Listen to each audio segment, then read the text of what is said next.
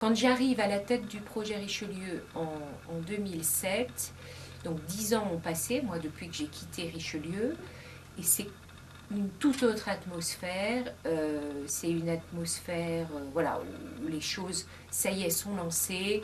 La convention tripartite INHA, École des Chartes, BNF, avec les MOC a été signée. On commence à avoir des premiers financements.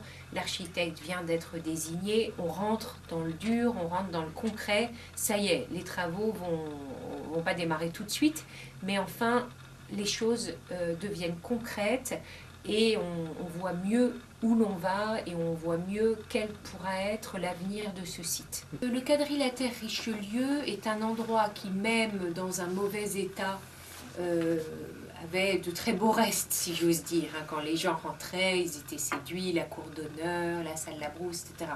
Donc ils voyaient peut-être pas, le public ne voyait peut-être pas les choses comme les personnes qui travaillaient, qui, elles, voyaient l'envers du décor.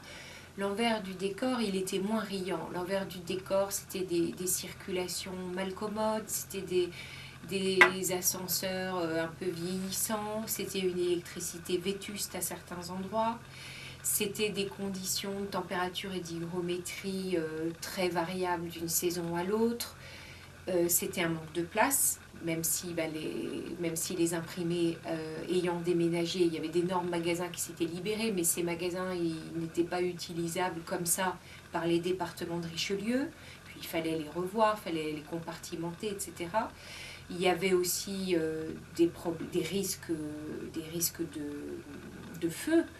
Il n'y avait pas forcément toute la technique anti-coupe-feu, etc., dont on avait besoin. Il y avait des fuites d'eau. Enfin voilà, c'était vraiment dans un état très préoccupant. Très préoccupant. Et cet état très préoccupant a quand même, Dieu merci, beaucoup fait pour mobiliser les pouvoirs publics et obtenir ces financements qui étaient très importants. Ce projet Richelieu, il a pesé très lourd, c'est certain, pour le ministère de la Culture pendant des années. On sait bien que Richelieu, c'était pas un projet comme les autres, qui avait toute cette dimension monument historique qui allait être importante. Et puis derrière cet aspect bâtiment, il y avait un autre aspect qui était très important, qui était on va désormais cohabiter dans cet ensemble avec deux autres institutions, une qui est déjà là, l'INHA, la bibliothèque Jacques Doucet, qui était là depuis 1998 dans nos murs, l'école des Chartes qui allait nous rejoindre. Comment va-t-on faire pour créer de vraies synergies, un vrai projet commun, pour faire en sorte que nos lecteurs connaissent et aillent d'une institution à l'autre et qu'on ne soit pas simplement des voisins dans une copropriété, en fait. Alors, sachant que la BNF restait propriétaire de l'ensemble du quadrilatère. Mais pour moi, il y avait un vrai enjeu, surtout après des années où il y avait eu quand même des luttes, on peut dire que le mot est peut-être pas trop fort, il y avait eu un petit peu des luttes de territoire autour de la salle Labrousse. La bibliothèque avait quand même eu du mal à accepter de perdre entre guillemets la salle Labrousse, qu'elle soit affectée à l'INHA.